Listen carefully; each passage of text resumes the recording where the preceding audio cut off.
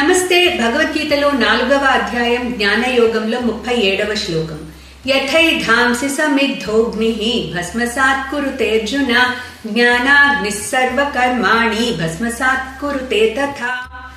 So భగవానుడు జ్ఞానం యొక్క ఇంపార్టెన్స్ చెప్తున్నాడు అర్జునుడికి. సో జ్ఞానాన్ని పొందు, ఒక గురువు దగ్గరికి వెళ్ళి పొందు, అప్పుడు నువ్వు మోహానికి లోను కావు.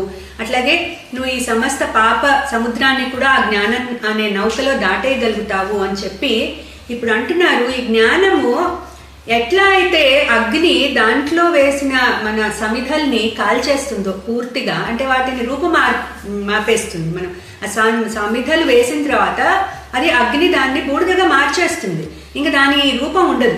అట్లాగే ఎట్లా అయితే అగ్ని ఈ సమిధల్ని పూర్తిగా కాల్చేస్తుందో అట్లాగే జ్ఞానము అనే అగ్ని నీ సమస్త కర్మలని కాల్చేస్తుంది అర్జున అని చెప్తున్నారు. ఇక్కడ సమస్త కర్మలు అంటున్నారు, ఒక పాప కర్మలే కాదు పుణ్యకర్మలు కూడా.